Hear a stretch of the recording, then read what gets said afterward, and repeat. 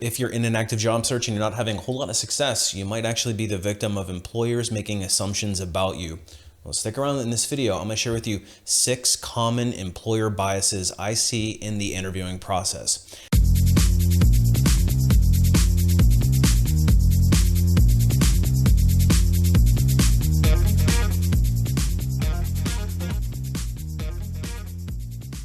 Hey everybody, it's Brian from A Life After Layoff, and today I want to share with you some common interview biases that I see in the interviewing process. So what exactly is the employer bias in an interview process? Well, simply put, it's an unfair assumption about a candidate based on something that's on your resume or something that's in your profile. Now, some of these biases can also take place in the interview itself, but a lot of them actually happen at the screening level where either a recruiter or a hiring manager is making an assumption about your resume or about your candidate profile based on something that might not be accurate. And as a job seeker, it can be extremely frustrating because you're not even getting a shot to sell yourself and explain why you're the best possible fit for the role. Now, as a corporate recruiter with over 20 years of experience interviewing and hiring thousands of people into some of the world's most well-known and well-respected companies, unfortunately, I know a thing or two about employer biases and hiring managers making assumptions about candidates that probably aren't very fair. So in this video, I'm going to share with you some of those common biases that I've experienced in the interviewing process myself, both as a recruiter and somebody that has dealt with a lot of hiring managers.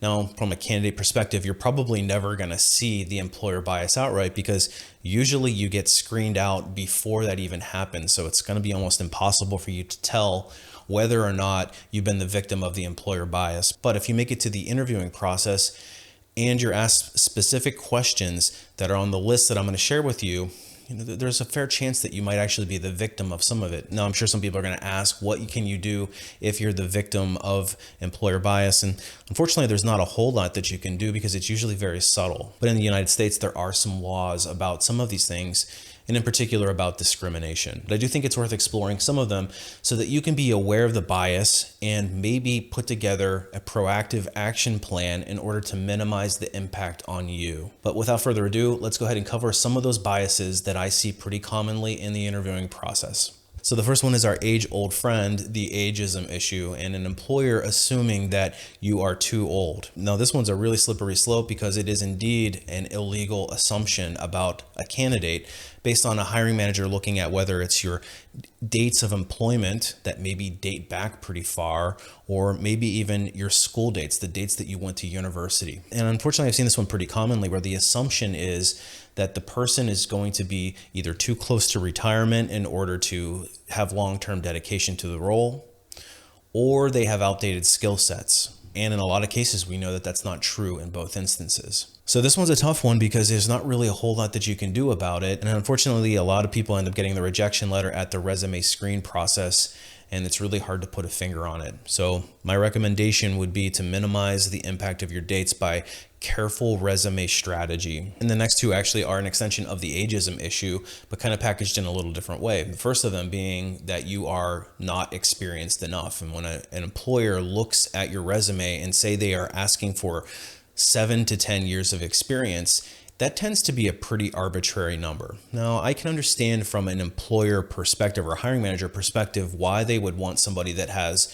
a certain amount of experience in role, because let's face it, the longer you're in role, the more likely you are to have experienced different circumstances or different issues that might have come up and been able to handle them. It's just like somebody that has fixed cars for 20 years is going to probably have seen more car issues that they are able to handle than somebody that's only been doing it for a couple of years. Where the issue becomes is that they are potentially screening out people that maybe only have 2 to 3 years of experience, but are on a very strong career trajectory. And if you meet somebody that is high potential and you're screening them out because they simply just don't have enough of the right experience, even though they have some, you're going to be missing out on really great candidates. So as a recruiter, that's one of the things that I really try to get hiring managers to think more broadly about is, just because they don't have enough demonstrated experience, that's not a good enough reason to screen somebody out, because we should be really screening on knowledge, skills, abilities, and the ability to demonstrate core competencies. And sometimes it's effective with the hiring teams, sometimes it's not. but it is indeed a bias that I see, and it's an unfortunate one. And on the flip side, I also see the reverse of that, where somebody actually has too much experience. And when they have too much experience, the employer is inevitably going to wonder why it is that they're interested in a position that is going to be a lower level for them. So in other words, if you're a senior level manager and you suddenly start to apply for a supervisory role, it is a bit of a head scratcher, and they're going to start to make assumptions about, are you not able to cut it at your current level? So why would you want to be taking that big of a step backward, both in comp and responsibility? The other assumption that comes out of it is that you don't have clear career direction, because if you're taking that big of a step backwards, they either assume that you're desperately looking for work, or you don't really truly know what you want out of your career.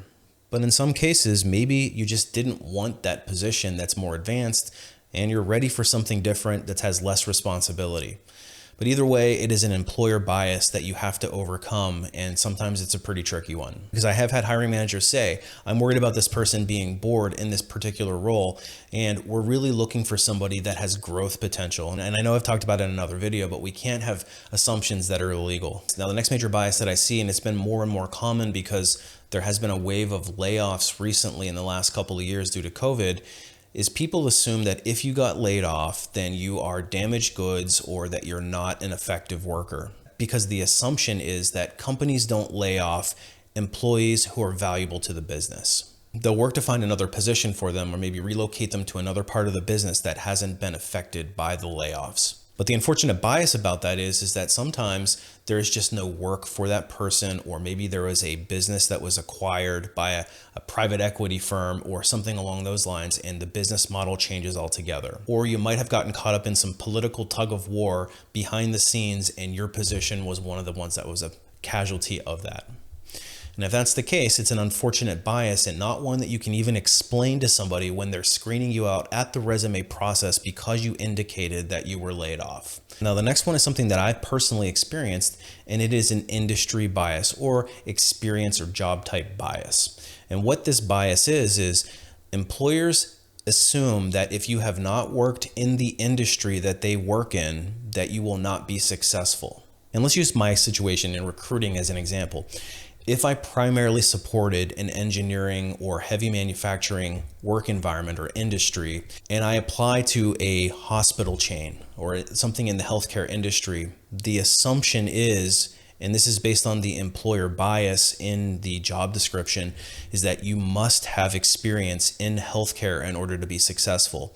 And where that's frustrating is an effective recruiter, and you can extrapolate this to a salesperson, marketing person, somebody that works in accounting, any functional area that has transferable skills. If you hire that smart person, they're going to be able to pick up on those nuances of the industry pretty quickly, within 2-3 months tops.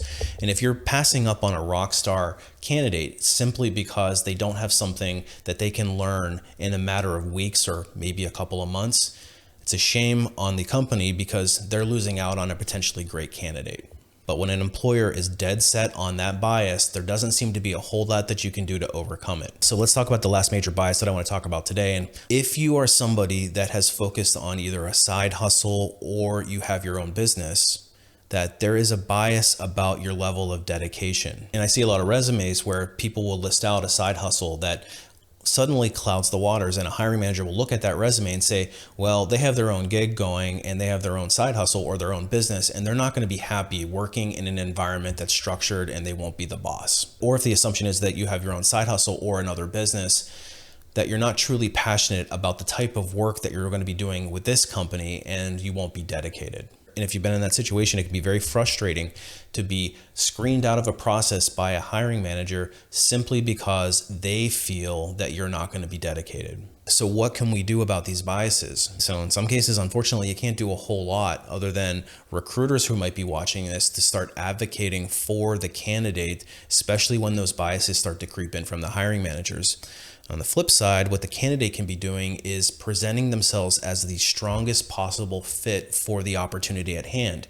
And we do that through careful resume strategy and careful interview strategy. Now, if you're somebody that is struggling with that and doesn't know how to get past those biases, That's actually something that I specialize in because I've got a website called lifeafterlayoff.com, and it's loaded with tips and tricks all for the job seeker. And I actually share some of my deepest and most intimate knowledge in the form of some training courses. And the first one's probably going to help the most with getting your foot in the door, and that's through the Resume Rocketfuel course. The purpose of the Resume Rocketfuel course is to teach you exactly how to write a resume, but not only just teach you how to write a resume, but also how to use it strategically to get past the recruiter and hiring manager and into the interviewing process, where then you can sell yourself and show them why you're the best possible fit. And that's where the ultimate job seeker bootcamp comes in. And we teach you how to go from each step of the interviewing process all the way through and landing that offer. So if you think you need more help, I would highly encourage you to check those two things out. And if you're somebody that's still struggling and you really want some additional help, I actually do offer some limited private one-on-one coaching sessions. You can reach me through my website for that as well. And let's use some careful resume strategy to try to get past those employer biases and not get screened out right away. Appreciate you watching. We'll see you on the next one.